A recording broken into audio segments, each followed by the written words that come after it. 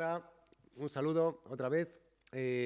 Bueno, esta segunda charla, que está también pensada para el módulo de habitabilidad y salubridad, tiene relación con un contaminante. Estamos hablando ya de contaminación de calidad del aire interior, y en este caso hablamos de un contaminante, no es nuevo, pero sí que ha aparecido relativamente nuevo en digamos, en el conocimiento popular, que es el gas radón. El gas radón se origina por la desintegración del radio que está presente en la corteza terrestre, con lo cual aparece por una desintegración espontánea y aparece en los edificios. Vamos a comentar un poco de qué se trata el gas radón y qué tipo de soluciones podemos implementar en los edificios para poder reducir las concentraciones hasta los niveles aceptables según nos marcan las guías internacionales. Bien, el gas radón es un gas, como su propio nombre dice, y además es un gas noble, es decir, desde el punto de vista químico, si lo analizamos, se sitúa en la columna de los gases nobles. Y esto quiere decir, esto es muy importante, porque quiere decir que tiene su orbital externo de electrones completo, con lo cual no interactúa con ningún otro elemento químico que tenga a su alcance. Es un elemento que viaja solo y siempre va a viajar solo. Es un átomo que viaja solo, no produce moléculas. Es un átomo, por tanto, pequeño, es un elemento pequeño y puede ser capaz de moverse y atravesar diferentes tipos de materiales con una movilidad mucho mayor que cualquier otro tipo de molécula, como por ejemplo el vapor de agua, que estamos también acostumbrados a trabajar en la edificación. Su densidad es mayor que la del aire, lo cual esto podría indicar a priori que nos encontraríamos el gas radón en las partes más bajas de la atmósfera. Esto no es así porque también el gas radón tiene un arrastre por movimientos convectivos que lo hacen pues, ir trasladándose a través de los espacios, igual que cualquier corriente aérea. Es incoloro, es inodoro, es insípido, con lo cual es muy difícil de detectar y es soluble en agua y otros líquidos. Por otro lado, si lo analizamos desde el punto de vista radiactivo, el gas radón aparece en la cadena de desintegración del uranio, del isótopo del uranio 238, que está presente desde la aparición del planeta Tierra y de cualquier otro sistema rocoso del universo. Esta cadena de desintegración que parte en este elemento va produciendo diferentes saltos por desintegración espontánea que van dando lugar a radiaciones electromagnéticas y va dando lugar a la aparición de otros elementos en los que se convierte este primogénito. El radón aparece en esta cadena de desintegración en este tercer puesto, tras la desintegración del isótopo del radio 226, y aparece este elemento gaseoso. Este elemento gaseoso tiene un periodo de desintegración de 3,8 días, entre los cuales puede estar en este ambiente, y a partir de ese momento se desintegra y da lugar a otros elementos que ya son sólidos otra vez y que también producen desintegraciones y van dando lugar a diferentes elementos. Precisamente, cuando se habla de contaminación por gas radón, contemplamos no únicamente gas radón, que es un elemento noble y que no interactúa, como he dicho anteriormente, es decir, que lo podríamos inhalar y podría exhalar sin haber causado ningún problema, salvo aquel átomo que por su situación temporal le toque desintegrarse en el interior de nuestro organismo, sino que ese radón, al desintegrarse en sus descendientes sólidos, son los que se adhieren a las partículas de aerosoles que hay en el ambiente y al entrar en el interior de nuestro organismo, adherirse a las células más sensibles de nuestro tracto respiratorio y volver a desintegrarse y provocar la radiación directamente en esas células mucho más sensibles. Las radiaciones que producen estos elementos son radiaciones alfa, que es una radiación muy energética, pero con un poder de penetración muy bajo. Precisamente porque son muy energéticas, tienen un poder de ionización muy alto. Interactúan mucho con la materia donde inciden, con lo cual se frenan, pero depositan mucha energía allá donde han impactado. En esta gráfica se puede ver un poco la diferencia entre la radiación alfa, beta y gamma y los diferentes poderes de penetración. Se mide las concentraciones de radón se miden en becquerelios metro cúbico de aire, que quiere decir un becquerelio es el número de desintegraciones subatómicas que se producen en un segundo. Es decir, es una concentración de actividad de radón. Esta es un poco la diferencia.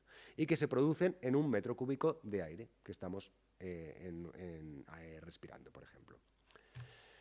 Bien, pues precisamente esas desintegraciones, cuando se producen en el interior de nuestro tracto respiratorio y acceden a las células más sensibles, es donde depositan la energía y donde pueden provocar la alteración del ADN de esas células y provocar la aparición de tumores. En este caso, cáncer de pulmón. Es la patología o digamos, el problema de salud más claramente identificado por los sistemas de salud.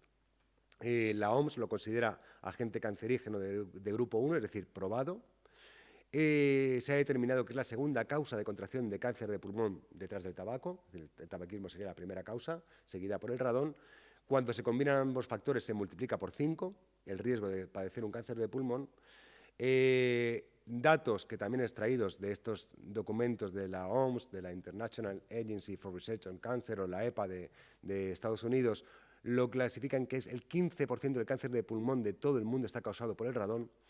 Por ejemplo, para tener un dato también de salud, 21.000 muertes al año en Estados Unidos se deben a la inhalación de este gas, 3.000 se encuentran en personas que jamás han fumado y que puede ser equiparable a las muertes por accidente de tráfico, para tener un poco la magnitud de la problemática de este contaminante en el que nos enfrentamos en la edificación. La radiación que percibe el ser humano no únicamente proviene del radón, lógicamente, proviene de muchas fuentes. El radón lo situamos aquí en el quesito azul. Es una de las mayores contribuciones a la radiación que percibe el ser humano. Tenemos la radiación gamma terrestre, es decir, la radiación que producen los elementos, esa radiación gamma que nos proviene también de los elementos que se descomponen y que se desintegran en el terreno, los rayos cósmicos que provienen de diferentes fenómenos cósmicos, la exposición médica, de radiografías, por ejemplo, la comida, que también posee isótopos radiactivos y que nos la estamos ingiriendo, y todas las fuentes artificiales. Digamos que la mitad más o menos corresponde al radón y tenemos aquí un poco pues, la situación de que las fuentes naturales pueden producir un 80% de la radiación que percibimos y las fuentes artificiales, la médica, podrían producir un 20%. Más o menos este es un poco el global de las radiaciones que percibe el ser humano por vivir en el planeta Tierra. Nuestra corteza está pues, compuesta por una serie de elementos que pueden provocar la aparición del gas radón. En este mapa, sacado aquí tenéis las fuentes, se ve los diferentes tipos de países con los niveles medios de estimación de radón en viviendas situadas sobre esos tipos de terrenos. Veis más o menos las diferencias. En España estamos situados en unos niveles de 50 a 100 becquerelios. En la zona de Noruega, Finlandia, están ya hablando de 100, 134. Zona de México también. En Sudamérica tenemos aquí la zona de Brasil en una media de 81. Es decir, bueno, más o menos son percentiles, o sea, son porcentajes digamos, medias de estimación de radón en viviendas en los diferentes tipos de países.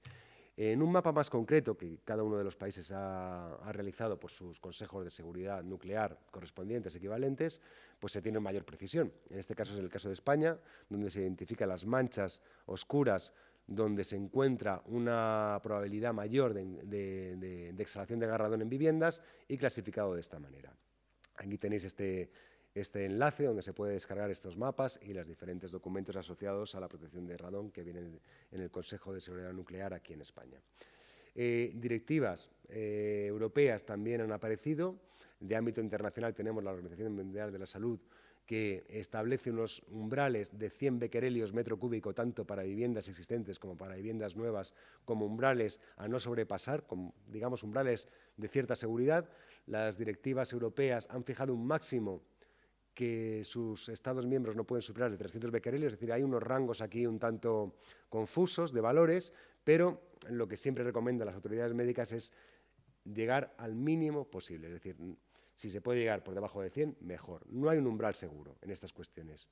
Es una probabilidad de aparición de cáncer de pulmón a largo plazo, con lo cual, cuanto menos estemos expuestos a estos contaminantes o a estas exposiciones radiactivas, tanto del radón como cualquier otro contaminante, como puede ser el tabaco, mejor, menos riesgo tendremos, ¿no?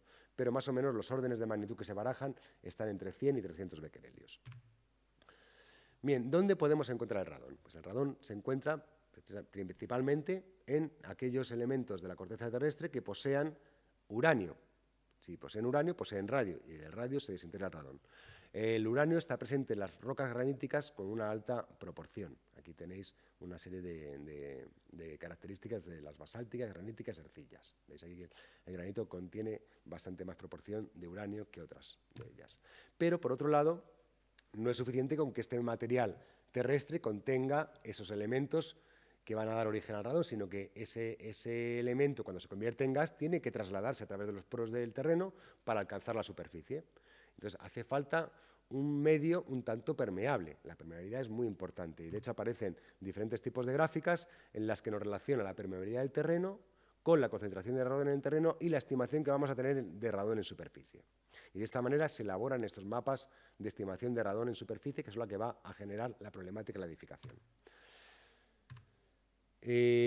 Por otro lado, también podemos tener radón que proviene de fuentes de los materiales de construcción, porque los materiales de construcción, sus materias primas, en muchos de ellos están constituidos por minerales que aparecen en la corteza terrestre, como pueden ser las cerámicas, los hormigones, los áridos que se utilizan en los hormigones, las arenas, en fin, aquí las arcillas, cementos y eso. Tenéis aquí también una serie de elementos ya caracterizados con su contenido de radio de cada uno de ellos, y las contribuciones que se suelen estimar a la concentración de radón interior pues suelen ser bastante menores que las del terreno. Es decir, el terreno se considera la fuente principal de radón en el ámbito general, salvo casos excepcionales o casos singulares, y se estima que un 80% de la concentración de radón que hay en un espacio proviene del terreno, que atraviesa los elementos constructivos que están en contacto con el terreno, es decir, la envolvente, y llega al espacio interior. Los materiales que configuran el espacio interior son los que también están aportando una cierta radiación y al final son los que pueden aportar ese 20% de 5 a 20 becquerelios. Por último, tenemos el radón que aparece en el agua, disuelto en las corrientes subterráneas del agua, y que por evaporación, cuando aparece en los cuartos húmedos de las viviendas, las duchas, las cocinas y demás, puede evaporarse y aparecer en forma de gas y también ser una fuente contributiva. De cualquiera de las maneras, de las tres fuentes que he comentado, terreno, materiales y agua, se considera que en la mayor parte de los casos, cuando tenemos un problema de radón, la fuente principal frente a la que hay que protegerse es la del terreno. Y en esta presentación hablaremos únicamente de ese fenómeno. Bien, el radón, vamos a poner aquí la presentación continua, tiene este camino desde la generación en el terreno. Aparece el uranio, del uranio aparece el radio y del radio de la desintegración aparece el radón. El átomo del radón ya es un átomo gaseoso y comienza su movilidad por difusión o por advección, que son los dos fenómenos que explican la movilidad, el transporte del gas en cualquier medio poroso.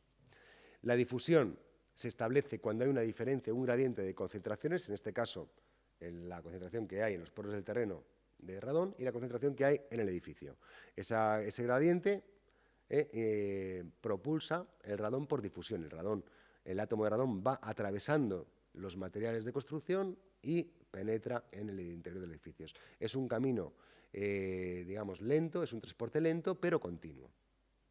El mecanismo advectivo es un mecanismo bastante más potente, introduce un mayor flujo de radón al interior de los edificios, se establece por diferencias de presión entre la que existe entre los poros del terreno y el edificio, que normalmente suele ser gradiente negativo, porque las extracciones que se usan en los baños, en las cocinas del edificio, las chimeneas, provocan ligeras despresurizaciones del espacio interior con respecto al terreno, y esto provoca un gradiente, que es el motor que va a propiciar un flujo de radón desde el terreno hacia el interior. Es un flujo muy potente que transporta una buena cantidad de radón, pero en este caso necesita unas permeabilidades mayores del medio, es decir, necesita unas ciertas fisuras de los materiales de la envolvente para que ese camino se active. Veis aquí en esta otra dibujo los caminos principales por los que podemos encontrar la aparición del radón en el interior de los edificios, que son vías, digamos, débiles de conexión de los materiales con el interior, o caminos difusivos como este mismo, es decir, el propia losa de hormigón, que parece que es un elemento muy estanco, pero el radón por difusión atómica es capaz de moverse entre la estructura interna del material y aparecer en la otra cara superficial de la losa de hormigón, del concreto, y aparecer en el espacio interior del edificio. Con menor proporción, pero es capaz de aparecer. Bien, cuando nos enfrentamos a este tema, tenemos que analizar de qué manera se protege o de qué manera una vivienda es más o menos vulnerable. Lo primero que tenemos que identificar es la cantidad de envolvente que está en contacto con el terreno. La envolvente es ese elemento constructivo que separa el espacio interior del exterior, que puede ser o una losa, o que pueden ser los muros, las paredes del sótano, cualquier elemento que separa el terreno con el interior. Si tenemos una envolvente de mayor superficie en contacto con el terreno, estaremos más expuestos, en este caso menos, en este caso todavía menos, y si la vivienda está elevada sobre el terreno y permite una cierta ventilación bajo ella, pues lógicamente sería el menos expuesto. Por otro lado, los materiales que conforman esta envolvente pueden tener diferentes tipos de resistencias, impermeabilidades frente al paso del radón. Aquí en esta diapositiva, extraída de este artículo, se ven los coeficientes de difusión, porque cuando hablamos de resistencias de materiales, aquí el radón viaja por difusión. Entonces, el parámetro que define su impermeabilidad es el coeficiente de difusión. Cuanto más bajo sea este coeficiente, más, digamos, más impermeable va a ser ese material frente al paso del radón. Cuando trabajamos con elementos como ladrillos, morteros y demás, las permeabilidades o los coeficientes de difusión son mayores y dejan pasar más radón. Cuando hablamos de materiales plásticos, las coeficientes de difusión son menores y el paso del radón está más impedido. Y por último tenemos que esta envolvente, a su vez, son sistemas constructivos que se unen entre ellos y provocan ciertas uniones, discontinuidades o fisuras por patologías, por movimientos diferenciales que llegan a romper entre los encuentros de suelos con paredes y que son caminos ya, en este caso, advectivos, es decir, que el movimiento del radón por advección se potencia, empieza a iniciarse con un mayor flujo y es un problema bastante más grave que el difusivo. Y bueno, pues esto depende de la forma de unión de estos materiales, como os he dicho, y de los diferentes sistemas constructivos y de la forma y de las buenas prácticas constructivas para que no aparezcan este tipo de fisuras, por ejemplo. Bien, el radón, cuando lo encontramos en un edificio y observamos una gráfica, vemos y observamos que la gráfica es una oscilación de curvas entre picos máximos y mínimos que tienen que ver con otro tipo de fenómenos que no somos capaces de identificar muy bien, a priori. Y esto tiene que ver por lo que voy a contar a continuación. Si analizamos la ecuación de transporte de gases o la ecuación diferencial que nos va a dar una cierta concentración de radón en el tiempo, vemos que tiene un término difusivo, que tiene un término advectivo y que tiene otros términos que son los de la generación de radón en la fuente y de la desintegración del propio elemento, que es un elemento radiactivo. Bueno, combinando estos tres términos, el difusivo, como hemos dicho, depende del gradiente de concentraciones y de los coeficientes de difusión. Si nosotros tenemos gradientes de concentraciones, que por ejemplo en el terreno tenemos estimaciones más o menos medias de 150.000 becquerelios metro cúbico de concentración en los poros del terreno, mientras que en un edificio, cuando ya estamos en concentraciones altas, por ejemplo de 500, tenemos un factor de concentración de gradiente de 300. Y este gradiente, perdón, es un gradiente bastante estable. Por mucho que varíe la concentración en el interior de 300, 200, 500 a 1000, el factor no va a variar significativamente. Es decir, que el mecanismo difusivo va a introducir un flujo bastante constante en el interior. Si únicamente considerásemos este transporte, la gráfica sería bastante plana. Pero aparece el mecanismo advectivo. El mecanismo advectivo depende de las gradientes de presiones, como hemos visto, y de una serie de términos, como es la permeabilidad, y la viscosidad del medio. Pero en este caso vamos a fijarnos únicamente en este término, el gradiente de presiones. Y el gradiente de presiones se modifica, el gradiente de presiones que existe entre los poros del terreno y el interior del edificio, se modifica por los cambios atmosféricos. Las densidades que provocan los diferentes cambios de temperatura modifican los gradientes de presiones entre el terreno y el interior. Los vientos modifican las presiones que impactan sobre las fachadas, inducen diferentes tipos de fenómenos físicos de presiones positivas y negativas según las fachadas donde incide el viento, de succiones y presiones, y esto modifica también los caminos del radón por advección. Bueno, pues todo esto, al final, lo que va dando es unas oscilaciones cíclicas que tienen que ver con ciclos térmicos diarios, día y noche, ciclos estacionales que tienen que ver con bajadas o subidas de presión atmosférica, vientos, lluvias, es decir, la climatología influye muchísimo en las concentraciones interiores, en los flujos de radón, principalmente por advección que vamos a tener en el interior del edificio. Y con esa primera parte hemos terminado, digamos, de comentar lo que es la problemática del radón. Una segunda parte hablaremos de lo que son las soluciones constructivas que se están proponiendo a nivel internacional y cuáles son sus efectividades. Muchas gracias.